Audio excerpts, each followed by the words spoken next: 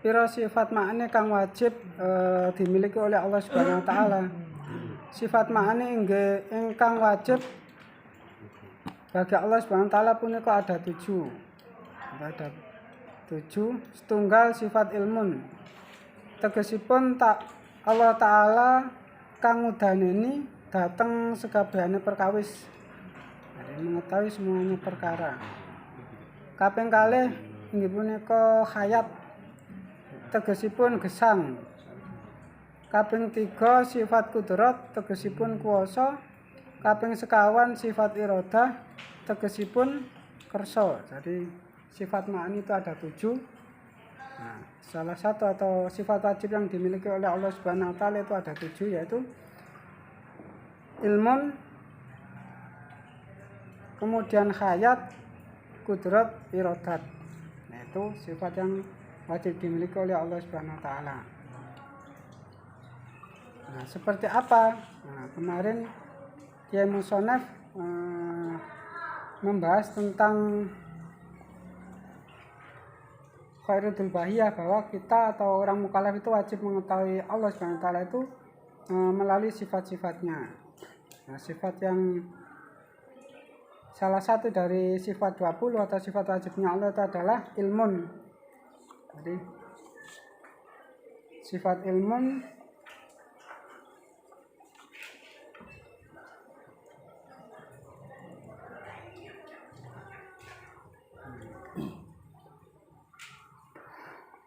sesungguhnya Allah SWT itu bersifatan dengan ilmu, yaitu ilmu sesuatu atau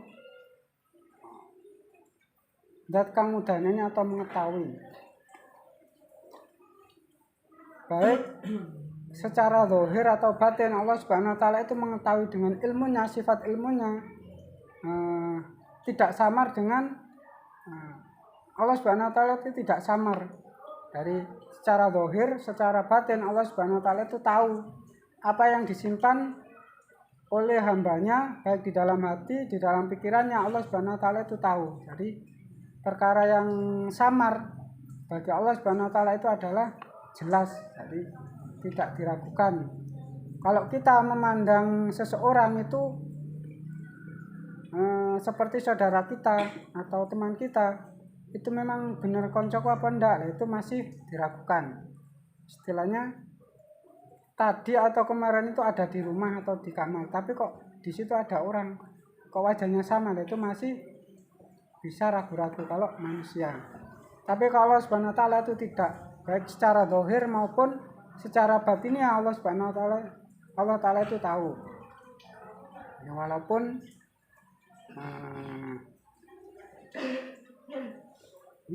secara zahir, secara batin tahu, jadi tidak samar.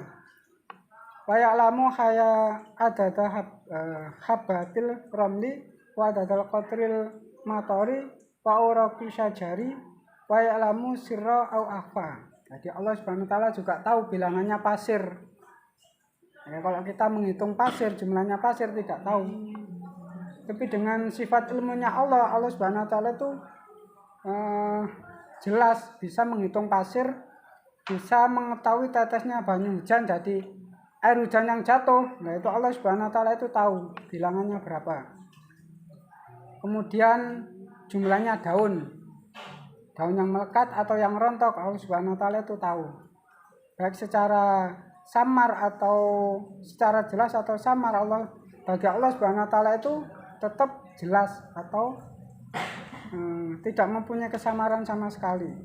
Di sifat salah satu dari sifat ma'ani bagi Allah Subhanahu wa taala yang wajib dimiliki itu adalah ilmu. Jadi hanya kita selalu dilihat oleh Allah Subhanahu wa taala. Jadi kita tidak terlepas dari pandangannya Allah Subhanahu wa taala. Seperti dicontohkan di dalam Akhlaqul Banan, ketika seorang guru itu menguji seorang santri atau bahwa santri itu lebih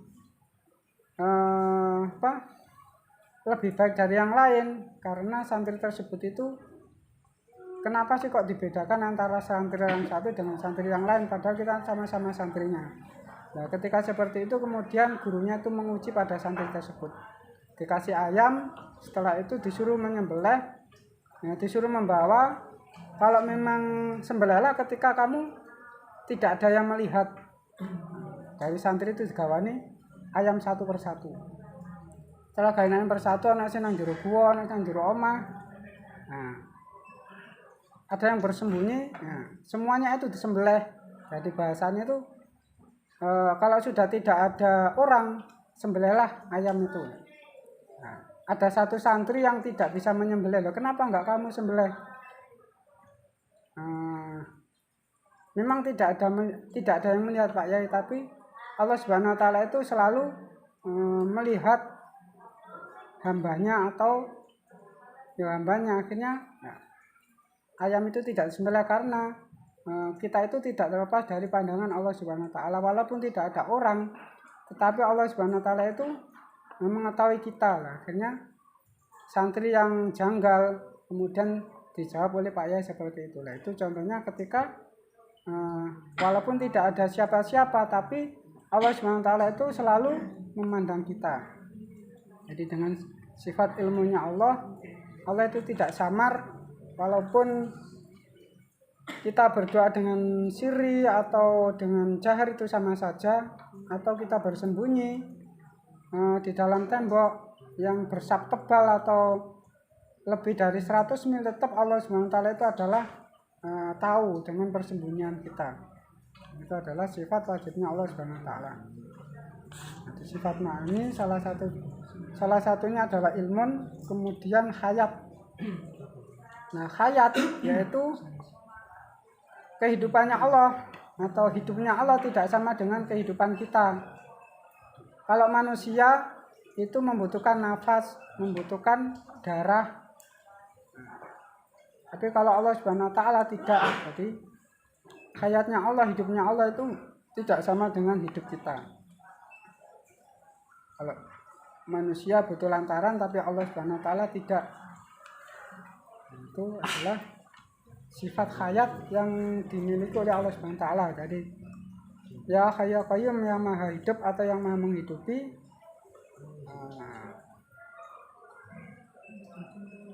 Dan zat yang tidak tidur, ya maha urip. Itu sifat ma'ani yang dimiliki oleh Allah Subhanahu wa taala.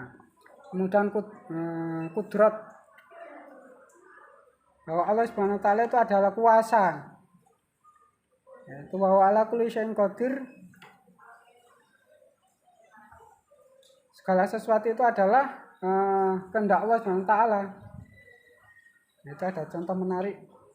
Ketika seseorang itu masuk surga atau masuk neraka, itu adalah kehendak Allah Subhanahu wa taala.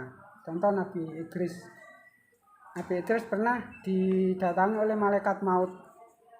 Setelah didatangi oleh malaikat maut, kemudian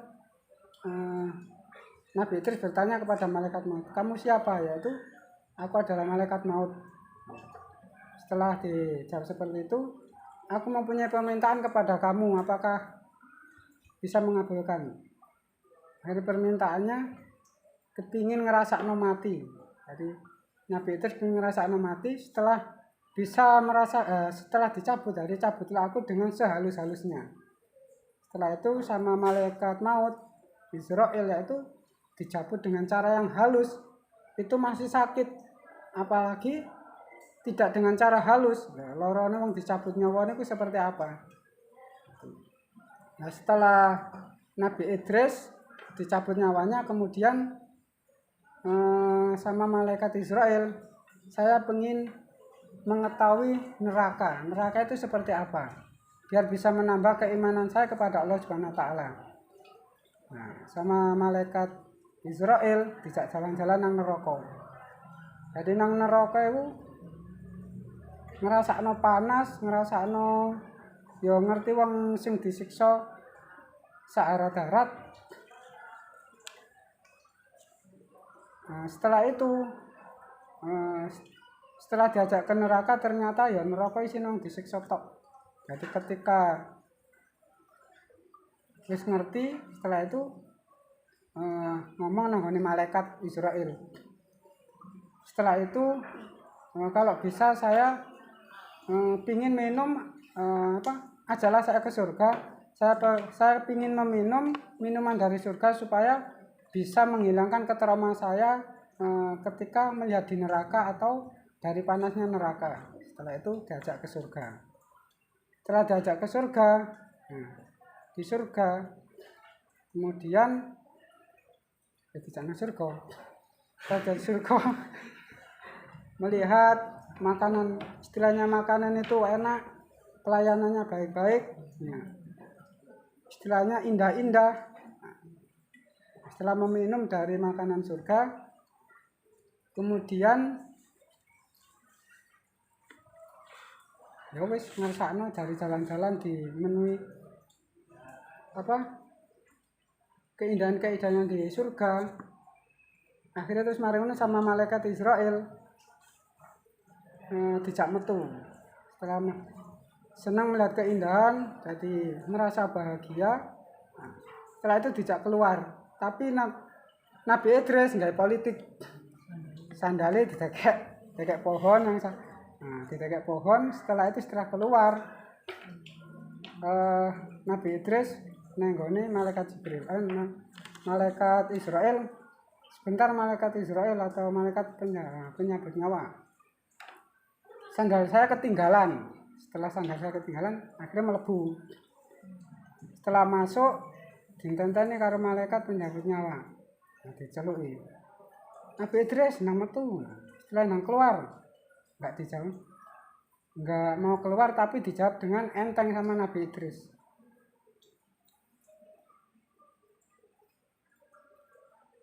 Sabda Rasulullah sendiri pernah berfirman, tiap-tiap yang berjiwa akan merasakan mati.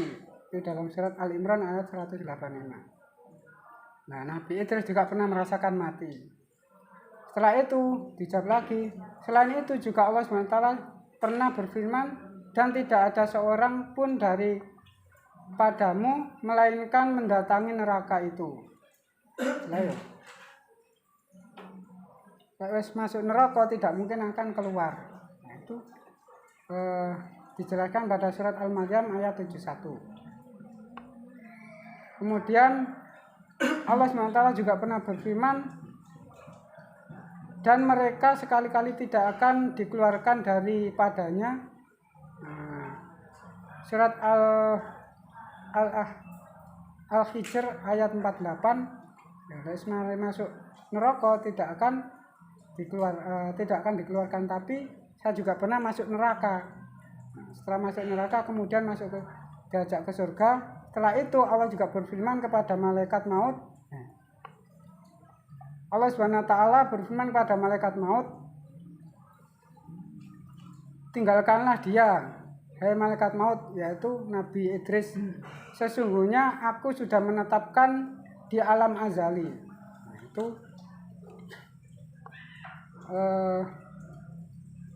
dari sifat wa ala kulli syai'in qadirnya Allah, yaitu bisa disiksa atau tidaknya itu tergantung Allah Subhanahu wa taala. Nah, setelah itu Nabi Muhammad disuruh menceritakan tentang kisahnya Nabi Idris atau Nabi Isa yang masih hidup. Itu ada yang mengatakan bahwa Nabi Idris sama Nabi Isa itu ada di langit sab 4. Ada yang mengatakan seperti itu di dalam kitab Duratun Nasiin. Nah, setelah itu, yaitu malaikat Israel didhawuhi oleh Allah Subhanahu wa taala sudah tinggalkan Idris karena sesungguhnya sudah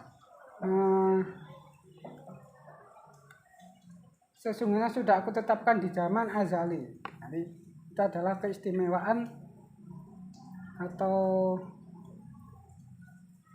orang-orang yang masuk surga. Jadi ketika kelebihan masuk surga atau diberi kehormatan masuk surga itu adalah kehendak dari Allah SWT. Jadi sifat kudrat atau kekuasaan Allah SWT. Masuk neraka atau masuk surga itu kehendak dari Allah SWT.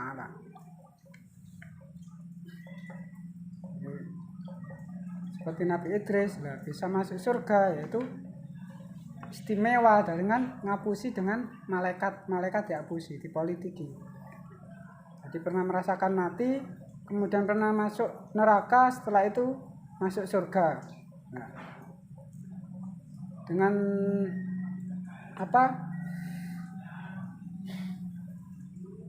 ingin memasuk neraka, tujuannya biasanya dari Nabi Idris supaya bisa menambah keimanan saya kepada Allah Subhanahu wa taala. Setelah masuk neraka kemudian masuk surga. Nah, setelah mengetahui kehidupan surga atau penghuni surga, kehidupannya sangat indah dan makanan juga enak-enak, akhirnya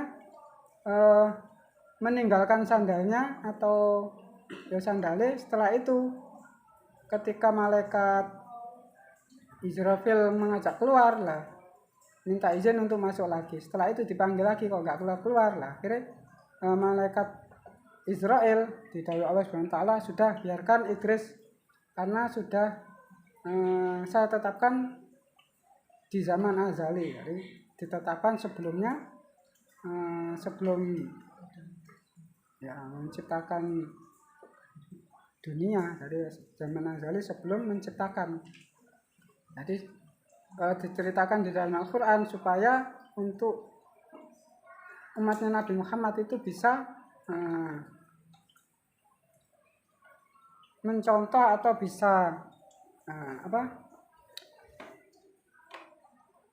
untuk menghuni surga lah, bisa mendapat ketakwaannya. Jadi kalau di neraka, jadi kalau hal-hal atau suka melakukan kesalahan atau suka melakukan yang kerusakan, berarti tempatnya di neraka. Nah, kalau memang suka melakukan kebaikan, banyak kebaikannya, maka ditetapkan di surga, biar bisa memilih mana yang benar dan mana yang salah. Itu adalah sifat kudratnya Allah SWT, sifat kekuasaannya.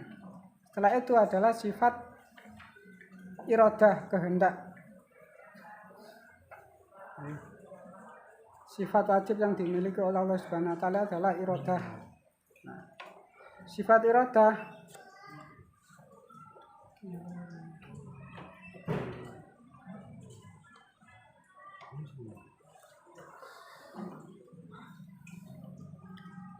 anallaha mausufun bi iradatin wa annahu muridun la yaqa'u syai'un illa bi iradatihi fa ayyu syai'in aradahu ka'anna wa ayyu syai'in lam yuridhu fa innahu la yumkinu ayakuna.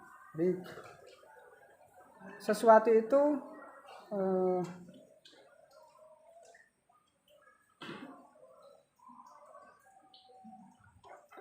kalau Allah sudah menetapkan sesuatu, atau maka sesuatu tersebut itu ialah kehendak Allah. Contoh kecil. Si A, ketika Allah Subhanahu wa taala itu ingin memberi si A atau memberi rezeki si A, tapi si B itu tidak menginginkan bahwa si A itu akan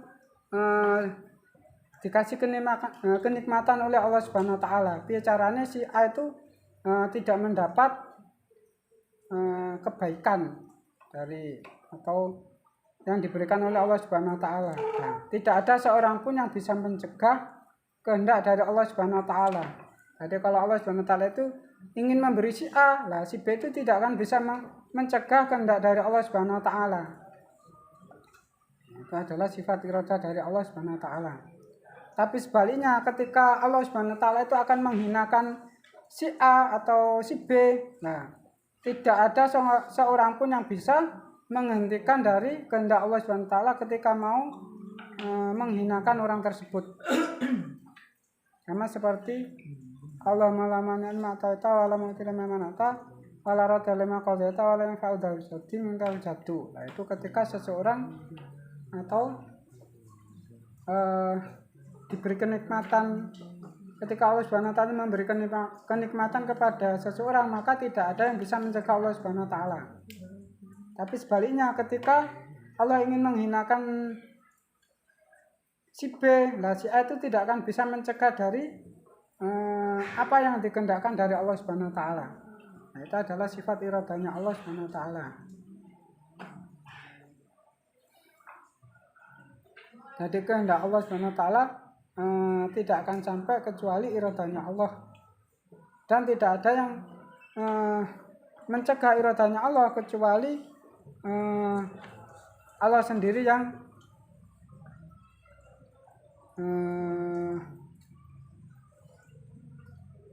memindahnya. Jadi tidak ada yang memaksa Allah. Itu adalah sifat iradah. Ketika memberi sesuatu kepada hambanya, maka tidak ada yang bisa mencegah Allah. Dan ketika menghinakan, Allah SWT ingin menghinakan seorang si B, tapi si A itu tidak akan bisa mencegah dari kehendak Allah SWT. Itu adalah sifat iradah. Sifat kuasa juga seperti itu. Kemudian sifat hayatnya Allah juga seperti itu. Itu adalah sifat ma'ani yang wajib dimiliki oleh Allah Subhanahu wa taala. Itu ada 7. Yang pertama adalah hayat, kemudian kudrat, iradat, sama